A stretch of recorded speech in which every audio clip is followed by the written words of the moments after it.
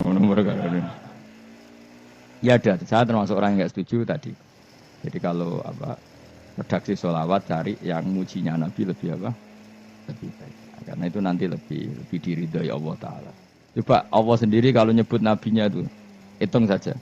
Laqad ja'akum rasulun min anfusikum. Jadi rasulun min anfusikum, seorang rasul yang sejenis dengan kamu.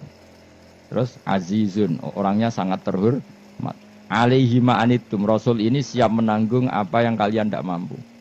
Kowe ra bakal mlebu swarga baru kaya syafaate Nabi akhirnya mlebu swarga. Kowe ra kelar korban, Nabi tahu mengorbankan kita semua. Dokha Rasulullah bikabsaini, terus hada an ahli wa hada amman lam yudokhi min mati. Jenis alihima anittum, Nabi menanggung apa yang kalian berat. Azizun, Nabi itu ali, terus harisun alaikum, Nabi sangat berkomitmen menyelamatkan kalian. Haris itu keinginan yang berlebihan, itu jenis apa? Haris, kiai kuno namanya ini ngungseng, keinginan yang over. Nabi itu sangat berkeinginan kita ini maslahat. Terus bil mukminina raufur, Allah yang zat yang super saja kalau nyebut nabinya nyifati sebanyak itu. Ada ayat lagi misalnya, Rabbana wab'ats fihim rasulam minhum yatlu alaihim ayatika. Muhammad itu siapa? Seorang rasul yang membacakan ayat-ayat Allah. Wa yu'allimuhum, seorang rasul yang mengajari mereka Alkitab wal hikmah. Wa yuzakkihim, seorang rasul yang membersihkan akhlak-akhlak kita. Jadi artinya Allah punya tradisi kalau nyifati rasul itu banyak. Kalau termasuk orang yang nggak setuju ya kalau orang sholawatan terus berlebihan tapi khidmah ini Nabi kurang. Maksudnya gini loh, sholawatan berlebihan ya. Redaksi sholawat tentang Nabi itu kecil. Bukan sholawat jumlahnya enggak. Redaksi tentang Nabi itu kecil, sementara tentang keinginannya itu saya tidak suka. Saya suka sholawatan itu ya yang nyifati Nabi banyak, kemudian keinginannya kecil. Itu bagus. Kayak Ikhya itu, kayak Ikhya Abdul Hasan Asadili itu kalau dongo itu jaluk mau swidik paling baris paling terakhir. Misalnya gini, nahmaduka ya man huwa la ilaha illa anta ar-rahmanur rahim, itu langsung in sampai nyifati Allah itu 99. Buar ngono nganti berkuras-kuras. Lagi terakhir mau jaluk dongo sithik. Nah kowe kan enggak muni muji Allah mau basa-basi tok. Alhamdulillah rabbil alamin wassalatu wassalamu ala Muhammadin. Mau nggo syarat tok. Baru ke Allahumma inna nas'aluka nganti telung lari. Tolong halaman. Tapi pas muji pangeran alhamdulillah rabbil alamin wassalatu wassalamu ala Muhammadin. Bariku terus dongo njaluk mapan tolak buala yo aja mana jare pangeran muji kekasihku suwidik dongane kecangkeman. Lah saya tuh gak suka jenis itu, harusnya sholawatnya itu yang panjang, maksudnya nyifati Nabi yang panjang baru mintanya sedikit, itu bagus itu di akhlak. Makanya saya diantara sholawat yang senang tuh sholawatnya Habib Ali Al-Habsyi yang arang Simtudur itu. Kalau beliau baca sholawat itu sholatan yattasilu biha ruhul musolli alaihi bi fayam basitu fi qalbi sirru nuri ta'alluqi bi wa hubbi wa yuktabu biha bi inayatillahi ta'ala fi hisbi. Jadi dia baca sholawat itu, ya Allah berikan sholawat kepada kekasihmu Muhammad, dengan sholawat ini rohnya saya, musolli itu rohnya saya yang membaca sholawat bisa sambung dengan rohnya Rasulullah, dan setelah sambung saya terhitung sebagai orang yang mencintai Rasulullah, dan saya berharap dari cinta itu saya tertulis sebagai umatnya. Nah aku kan enggak mau sholawat itu mau saya termasuk orang yang enggak saya loh ya, tapi ya tetap baik dibanding nganggo primbon ya satu sholawatan ya. Tapi boleh punya etika lah dengan Rasulullah itu, boleh kalau dongo nyifati Nabi yang banyak ya baru keinginan. Kan banyak itu sholawat yang seperti yang saya misalnya di kitabnya Sayyid Muhammad ada Allahumma sholli ala sayyidina Muhammad nuri kalam alladzi wa nyifati Nabi itu sampai panjang lebar baru menceritakan hajatnya. Kalau kamu kan enggak nyifati Nabi basa-basi mau sidik mana. Malah kadang orang sholli ala Muhammad kok ala Muhammad muni sayyidina aja disoal. Masalah terus baru kudungannya apa? Panjang. Saya termasuk yang enggak setuju karena itu menurut saya kurang etika. Makanya Rasulullah itu kalau berdoa kalau sudah nyifati Allah, coba tak beri satu contoh saja doanya Nabi. Alhamdulillah hamdan yuwafi ni'amahu wa yukafi'u mazidah ya rabbana lakal hamdu kama yanbaghi li jalali wajhika 'azimi sultanik La nuksi sanaan alaika anta kama asnaita ala nafsik. Itu sudah berapa itu nyipatinya? Itu belum doanya tuh. Nah kamu kan enggak Allahumma alhamdulillahirabbil alamin Allahumma ya Allah di hajati wis gremeng tok titik. Seramutu tenan. Njen gak bakat wali. Nah cara kula iku sisih dene. Kula ya sering ngamini dongane wong ngono tapi ning atiku amin itu maksudnya amin barno mawon Gusti. Nanti aku amin tapi amin ku barno mawon Gusti. Wong ora jelas ngono betul. Jadi aku muni amin tapi amin barno maksudnya ya Allah barno amin ngono maksudnya. Jadi karena tadi setahu saya doanya para nabi, para wali itu memang seperti itu. Ya coba itulah doa tadi aja yang saya sebut itu berapa kalimatnya? Apa? Alhamdulillah hamda yuwafi ni'amahu wa yukafi mazidah ya Rabbana lakal hamdu kaya membaik di jalali wajhika azimi sultani la nuksi sanaan alaika anta kama asnita ala. Enggak terhitung pujian saya kepada engkau sebanyak engkau memuji pada diri engkau sendiri. Allahumma inni a'udzu biridhoka min sakhatika fi mu'afatika min uqubatika wa bika minkal. Allahumma bi haqqi jabarutika wa bi khawfika. Kan panjang sekali doanya wali-wali itu, tapi semuanya mensifati Allah. Bahkan banyak yang kemudian lupa enggak doa. Coba haji, doa haji itu coba. Labbaik Allahumma labbaik la syarika lak innal hamda wa ni'mata laka wal mulka la syarika lak. Wa ni'mat itu kan labbaik saya siap melaksanakan perintahmu ya Allah sa'dik. Engkau yang punya pujian, engkau la syarika lak lakal. Itu malah enggak ada, jarang malah ada doanya. Itu kalimatnya talbiyah semua. Allahumma antal azil akram itu sudah seperti itu. Karena tadi al-mu'min yashghaluhu sana 'ala Allah min ayyakuna li nafsihi dzakiran. Mukmin sejati adalah sibuk memuja Allah sampai lupa jatah dirinya sendiri. Nah, kowe kan gak mujine Allah basa-basi, dongane tenan. Itu dadi makhluk aneh, itu dadi hubungan mbek pangeran niku wong aneh. Ya tapi jen ra bakat wali sing ngene iku dadine sing ngene iku.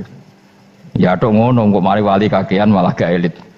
Jadi, tapi saya mohon itu di sholawat itu usahakan jumlah paling enggak jumlah sholawatnya banyak, doanya sedikit. Paling enggak misalnya kamu tidak punya kalimat yang apa baik ya mau sholawat ping 100 itu gak ada salah biar gue iling-ilingan apa kita menyebut kekasihnya Allah lebih banyak ketimbang kita menyebut hajat kita sendiri ya gitulah. Paling enggak punya etika seperti itu ya. Kalau kamu enggak punya segot-segot sing keren, bacalah sholawat berapa 100 terus cerita awam Gusti utang kula kathah. Mungkin ra jawab wis roh ngono sae. Tapi kan kita menyebut kekasihnya sampai 100 nyebut utang bisa. No cowok nyebut kekasih pisan nyebut utangi 100. Berarti yen nek ditakoki pangeran, kowe nyebut kekasih wong pira pisan, nyebut utang 100 dasar ra utang ngono mereka. Ya ada, saya termasuk orang yang nggak setuju tadi. Jadi kalau apa redaksi sholawat cari yang mujinya Nabi lebih apa? Lebih banyak. Karena itu nanti lebih diridhoi Allah Taala. Coba Allah sendiri kalau nyebut nabinya itu hitung saja. Laqad ja'akum rasulun min anfusikum. Jadi rasulun min anfusikum, seorang rasul yang sejenis dengan kamu. Terus azizun, orangnya sangat terhormat. Alaihi ma'anitum, rasul ini siap menanggung apa yang kalian tidak mampu. Kowe ra bakat mlebu swarga baru kaya syafaate Nabi akhirnya mlebu swarga. Kowe ra kelar korban, Nabi tahu mengorbankan kita semua. Dokha Rasulullah bikabse ini terus hada an ahli wa hada amman lam yudokhi min mati. Jenenge alihima anitum. Nabi menanggung apa yang kalian berat. Azizun, Nabi itu ali terus harisun alaikum. Nabi sangat berkomitmen menyelamatkan kalian. Haris itu keinginan yang berlebihan itu jenenge apa? Haris, kiai kuno namanya ini ngungseng, keinginan yang over. Nabi itu sangat berkeinginan kita ini maslahat. Terus bil mukminina raufur. Allah yang zat yang super saja kalau nyebut nabinya nyifati sebanyak itu. Ada ayat lagi misalnya, Rabbana wab'ats fihim rasulam minhum yatlu alaihim ayatika. Muhammad itu siapa? Seorang rasul yang membacakan ayat-ayat Allah. Wa yu'allimuhum, seorang rasul yang mengajari mereka Alkitab wal hikmah. Wa yuzakkihim, seorang rasul yang membersihkan akhlak-akhlak kita. Jadi artinya Allah punya tradisi kalau nyifati rasul itu banyak. Juga Juga nyifati orang-orang sekeliling Rasul. Makanya menurut saya madzhab Syiah itu enggak pas. Karena Allah kalau nyifati Rasulullah itu jika nyifati orang-orang di sekeliling Rasulullah, dan itu dengan pujian, yaitu Muhammadur Rasulullah walladzina ma'ahu asyidda walal kufar ruhama'u bainahum tarahum ruk'an sujada yabtawuna fadlan minallahi warid wa nasimahum fi wujuhim min atharis sujud. Itu kan panjang sekali, dan orang-orang sekeliling Muhammad adalah begini. Kayak apa Allah muji para ashabu Rasulillah? Masa kita ikut kelompok yang menghina ashabnya apa? Rasulillah. Makanya kita tetap madzhab ahli sunnah apa? Wal jamaah, yaitu mencintai semua sahabat. Karena Allah saja yang Tuhan mensifatinya dengan sehormat itu. Mensifati apa? Ashabu Rasulillah. Disifati orang-orang yang saling kasih sayang sama orang mukmin. Tarahum ruka'an, sujud dan komitmen hidupnya untuk rukuk dan sujud. Simahum fi wujuhim min asari sujud. Sudah asari sujud tidak usah diterjemah, nanti sensitif. Cuma setahu saya asar sujud itu nanti setelah di akhirat orang sering sujud itu jabahnya itu ada nurnya. Tapi kalau ada yang nafsirkan asari sujud itu warna tertentu ya semboy, itu sensitif. Yang jelas asari sujud itu ya sudah seperti itu. Seneng kamu kok hasut. Kowe nyen provokator, nak ono apa ya? Ada hal yang begitu terus mau berlebihan. Teke ya khisimun. Nah, aku ora ada kepentingan pokoknya ayat si mahum fi wujuhim min atharis sujud, bahwa dalam jabahnya itu ada asaris sujud. Itu masyhur kan, saya terangkan ya, tapi kowe aja sensitif loh, biasa wae. Suatu saat Rasulullah itu ngendikan begini, nanti saya kata Nabi akan nyafaati kalian semua. Sahabat-sahabat tanya, ya Rasulullah dengan sekian miliar orang bagaimana kamu mengenali kita? Saya ulang lagi, suatu saat saya nanti akan nyafaati kalian karena saya kenal kalian. Maksudnya di akhirat. Ya apa? Di akhirat. Terus sahabat tanya, ya Rasulullah bagaimana engkau mengenali kita sementara nanti di akhirat bermiliar-miliar orang gitu. Terus Nabi ngendikan gini, jika kamu punya unta dengan tanda tertentu, saya ulang lagi, jika kamu punya unta punya tanda tertentu, dalam jidatnya ada begini, dalam tangannya ada gini, dalam kakinya ada gini, maka apa kamu bisa membedakan untamu dengan unta orang lain? Ya bisa ya Rasulullah, karena unta kita khas. Misalnya kaki depannya ada putihnya, kaki belakangnya ada putihnya, dalam baduknya ada putihnya. Kata Nabi, inna ummati yut'auna yaumal qiyamati hurran muhajjalin min asaril wudu. Nanti umatku nanti wajahnya juga bersinar, tangan kakinya juga bersinar. Jadi asar itu saya pastikan secara riwayat itu akhirat, maksudnya tentang akhirat. Tapi bahwa yang di dunia ada yang memulai asar itu nggih monggo mawon. Loh itu bagus kan, artinya ekspresi percepatan. Ndak apa-apa loh, daripada kok kowe ora jelas ini gitu. Maksudnya ya orang ngetok kowe pancen jarang sujud tenan. Wis ora usah sensitif, tapi yang jelas ya nanti. Ya sampean kiamat ruang samu. Nanti hisab itu nanti kalau hitung hanya sekitar 3 jam.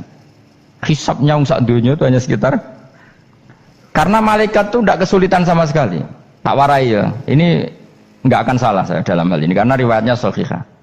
Kenapa hisab itu hanya butuh rubu'un nahar, 1/4 dari siang enggak? Anggap saja siang itu 6 jam atau 12 jam itu aja terserah. Kalau 12 separuhnya kan 6 ya. Seperti 1/4-nya berarti 3. Itu gini.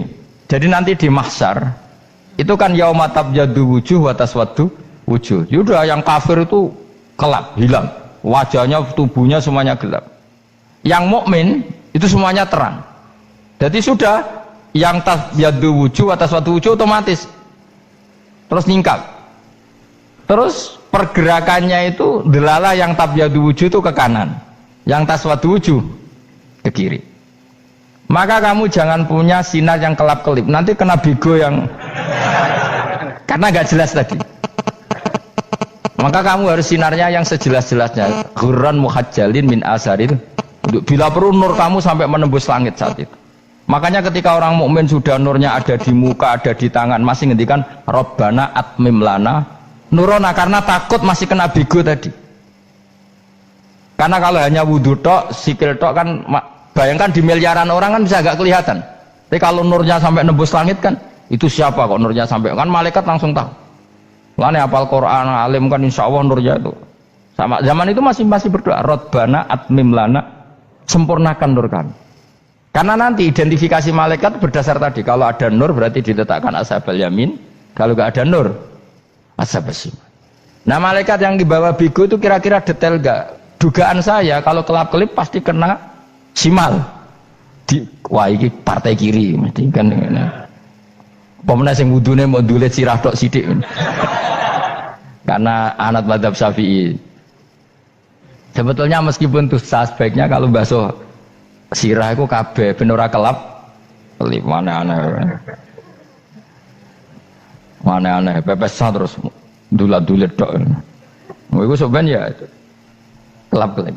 Ya sudah ya. Setelah itu kata ngendikane pangeran yu'raful mujrimuna bisimahum fayukhadu bin nawasi wal aqdam.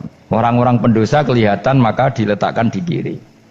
Nah sama yang orang-orang baik simahum fi wujuhim min asari. Jadi ayat itu jelas tentang akhirat. Tapi kira usah terus provokasi. Seneng kamu kok ya khisimun maksudnya provokator gitu. Jadi nanti yang mukmin jelas nurnya. Lah nur ini nanti dengan kadar iman kamu, perilaku kamu. Ada yang kelap-kelip, ada yang... Nah yang kelap-kelip ini orang kena bigo itu tadi. Nanti setelah kena bigo ikut ashabis simal, yang kelap-kelip disortir lagi, malaikat yang bagian detail kan ada nanti. Nah ini terus ditubir neraka. Yang kafir benar-benar neraka, yang ini ditubir neraka. Nah itu nanti ini yang ngel-ngelok kanjeng Nabi digoleki ya ini itu. Mana sakit kanjeng Nabi, mana ono kiai soleh darani, nah iso soleh dewe sakit Nabi mereka terus goleki. Ndi umatku sing kelap-kelip terus dicari disyafaati. Ya imma langsung dituruti Allah wa imma diumbasine neraka. Ya terserah rencanamu piye kon aku kowe. Tapi yang jelas apa? Kiamat itu cepat sekali karena tadi ada identifikasi tadi. Makanya hanya cukup 3 jam karena tadi yang jelek kelihatan jelek, yang baik kelihatan baik. Makanya cepat. Ya araful mujrimuna bisimahum, orang pendosa dikenali lewat alamatnya yaitu taswaddu apa? Wujuh. Kalau orang baik dikenali lewat tabyadu wujuh. Nah terus setelah nyingkir, ini ngono tak warai kiamat. Setelah nyingkir itu faduri babenahum bisuril lahu bab. Setelah tersingkir tadi terus lalu ada pintu penghalang, pintu pemisah. Nah pintu pemisah tadi yang sisi kanan langsung jadi surga, yang sisi kiri jadi neraka. Itu disebut faduri babenahum bisuril lahu bab batinu fi rahmatu wa dhahiruhu min qibalihil adab. Yang pintu arah kanan otomatis wilayah surga, yang pintu kiri otomatis wilayah neraka. Nah problemnya ketika penutupan pintu itu dah yang kelap-kelip itu katut kemana ini yang makanya kamu jangan malok partai yang apa kelap-kelip yang nggak jelas itu koalisi kemana ini. Kalau partai besar kan iso nyalon presiden, partai kecil ini kan ikut mana ini kan? Sing sak ngisore 1%, 2% ini kan repot. Loh coba misalnya nur kamu 2%, berarti gelap kamu kan 98%. Kira-kira malaikat mengkategorikan kemana coba? Ayo jawab. Gelap. Loh kode semangat Pak. Padahal itu bagian dari kamu. Kalau satu tubuh itu sinarnya hanya 2%, kira-kira kategorinya itu partai gelap, partai terang. Waduh semangat kok, waduh ini. Berarti kegaruk kemana? Kiri. Tapi bisa saja malaikat cara berpikir gini. Tapi kok ada cahayanya ya? Padahal kata Allah, yang bercahaya ashabul yamin. Kan nggak ada bilang cahaya terang. Bisa saja malaikat, alhamdulillah berpikir begitu. Ya nanti kita rayu saja supaya berpikir ini kan yang penting ada cahaya. Kan Allah tidak bilang terang apa kelap-kelip. Ya mungkin saja asal ada cahaya dikategorikan lahu nur, punya apa? Nur. Tapi yang jelas saat itu pun yang sudah punya cahaya masih berdoa Rabbana atsmim lana nurona. Ya Allah saya mohon sekali nur-nur kami sempurnakan. Jadi ini saya bantu teman-teman yang hafid-hafid supaya tahu maknanya ya, dan yang nggak hafid ya dengar ya. Kalau nur itu penting, makanya Nabi itu kayak apa? Nabi itu orang super itu kalau ngendikan Muhammad al min fauqi nuran wa min tahti nuran wa an yamini nuran wa an simali nuran, sampai terakhir Nabi masih mendoa untuk dirinya waj'al li nuran, dan semua tubuh saya jadi nur. Jadi Nabi sudah gitu, ya Allah jadikan sisi depanku nur, belakang kami nur kanan, nur kiri, nur terakhir itu apa? Waj'alni nuron, dan doa semoga semua tubuh saya jadi nur. Itu termasuk doa yang sering saya baca. Karena saya takut kelap-kelip tadi, ini bahaya ini kalau malaikat. Saya tidak tahu cara berpikir malaikat tadi. Apa ngitung 98% maka dikategorikan apa? Gelap. Apa dihitung nurnya saja? Wong instruksinya Allah kan yang ada nur ashabul yamin. Meskipun kelap-kelip kan punya nur. Saya tidak tahu nanti ikut 2% ikut mana kalau di partai koalisi itu? Ya, ikut yang menang biasanya, ikut yang apa? Ya paham ya, makanya saya mohon kalau wudhu itu usahakan sempurna, terutama wudhu sholat. Kalau nggak wudhu sholat itu sebaiknya nggak sempurna, supaya ada bedanya wudhu sholat sama wudhu tidak sholat. Rasulullah itu masyhur gitu ya, Rasulullah itu kadang tawaddu'a wudhu'an khafifan, wudhu yang sederhana, yaitu hanya sekali-sekali dan tidak sempurna. Ketika ditanya as-sholat ya Rasulullah, tidak. Misalnya saya habis makan, mau tidur, biasanya ya wudhu, tapi tentu tidak perlu sesempurna kayak wudhu sholat, biar ada bedanya. Rasulullah juga gitu, beberapa kali beliau wudhu tapi tidak sesempurna wudhunya untuk sholat. Masyhur itu di riwayat tawaddu'a wudhu'an khafifan duna wudhu'ihi lis sholat. Tapi kalau wudhu untuk sholat asbaghal wudhu, menyempurnakan wudhu. Jadi supaya ada bedanya wudhu sholat dan wudhu tidak sholat. Saya gak wong sore ngaji podo kabeh. Abu Bakar ya gitu, ana wong poso sunat kok nyediakno buka dimarahi. Istrinya pernah nyediakan buka beliau untuk puasa sunat. Itu embernya dipecahi Abu Bakar. Ditanya, kenapa gitu? Apakah kamu akan menyaingi Ramadan? Jadi gak boleh memperlakukan puasa sunat kayak Ramadan. Ya biasa saja kalau puasa sunat tuh, wah, buka kolak, apa? Ramadannya ya iri tuh. Ini gimana kok saya disaingi ini? Jadi kabeh itu ada proporsinya, ada apa? Makanya megang Quran ya wudu, megang wudu. Nah, kabeh gitaran terus wudu, pengiran tersinggung. Piye kok menjegal gitar wudu? Jadi gak boleh kebaikan disaingi itu juga gak boleh. Bapak gue sergap wudu sampai nyekel gitar. Untuk Quran tersinggung, wah semen ibu gak sembunyi kan. Malaikat panitia kan ya tersinggung. Kabeh itu kan ada proporsinya, apa? Ada proporsinya. Itu hebatnya Rasulullah. Jadi kalau beliau wudu, bahkan wudu itu wudu li sholat sama tidak sholat itu. Misalnya sholat sunat itu kamu mampu ngadeg boleh nggak duduk? Boleh. Kalau sholat fardu nggak boleh, biar ada bedanya. Fardu itu spesial, nggak boleh, harus berdiri. Kalau sunat pun harus berdiri. Fardu tersinggung, iya sunat kok nyaingi aku kan gitu kayak. Ya makanya sholat fardu wajib berdiri ya. Sholat sunat boleh duduk meskipun mampu loh ya. Nggak boleh sama. Sholat sunat pun harus berdiri. Berarti ada sunat menyaingi fardu. Ya jelas ya, jadi aturan main itu harus jelas, nggak boleh. Makanya Abu Bakar itu nggak mau kalau ada orang puasa sunat kemudian apa? Abdullah bin Mas'ud lebih parah, dia itu tukang nyuwepeng orang yang selalu sholat duha. Makanya saya itu duha itu jarang, karena takut kena sweepingnya siapa? Abdullah bin Mas'ud. Itu ada orang khusyuk tiap hari duha, diswepeng sama dia. Apakah kamu menjadikan sholat ini jadi fardu? Kok mbok lakoni bedino? Awas nampak lakoni bedino. Daerah akhir duha dilakoni bedino. Perkara ini butuh duit. Itu kalau zaman Abdul Mas'ud kena sweeping apa? Karena berarti menandingi fardu. Jadi sebenarnya usah anut ilmu ku bahaya itu di sensitif. Cuma ini kan ilmu tetap tak utarakan. Biar kamu tahu, nggak boleh fardu disaingi itu nggak. Coba kan banyak ketentuannya tadi. Contoh paling gampang itu apa? Kalau sholat fardu boleh, nggak boleh apa?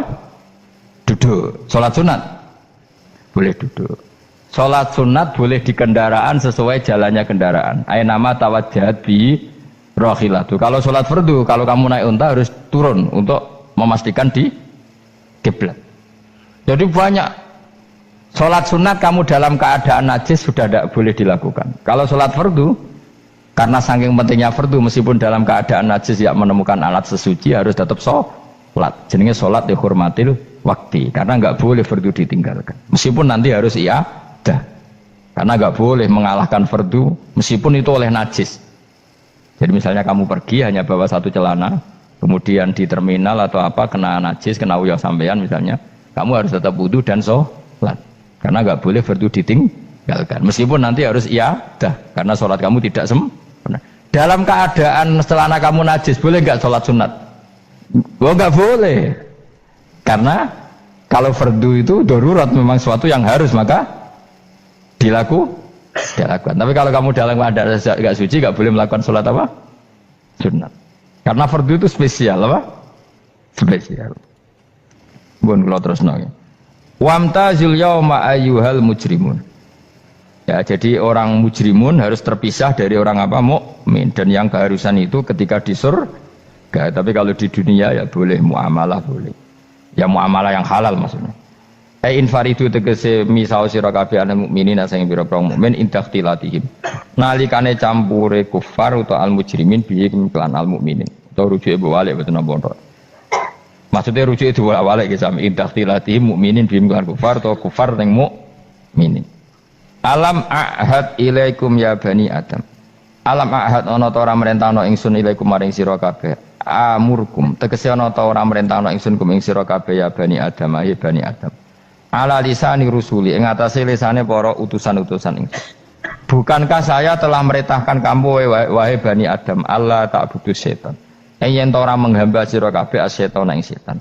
Ngendikane pangeran kowe ijek kanut setan ku cek nemen nih. Bukankah sudah saya perintahkan kamu tidak boleh diperbudak napa setan. Maknane la tutiu tegese aja taat sira kabeh ing setan. Inna sak temene setan laku maring sira kabeh aduun musuh mubinun kang jelas. Bayyinul adawati banget musuhane. Lah yo setan musuhmu kok malah mbok nut bocah kok sarap ngono. Karuan musuh kok di nut. Anut ya pangeran mergo Allah wali fid dunya wal akhirah. Wa ani buduni lan yen to nyembah sira kabeh ni ingsun. Wa anstune kelakuan budu nyembah sira kabeh ni ingsun wahidu tegese nglakoni tauhid sira kabeh. To mengesakno sira kabeh ni ingsun. Wa ati ulan to atau sira kabeh ni ingsun. Harusnya kita hanya ibadah ning Allah Subhanahu wa taala karena Dia yang menciptakan kita, tempat kita kembali. Setan itu tidak siapa-siapa. Makhluk yang hina, yang lemah. Kok kowe malah taat. Taat yo ning gone zat sing super, sing gawe kita, sing memberi rezeki kita dan zat yang kita kembali.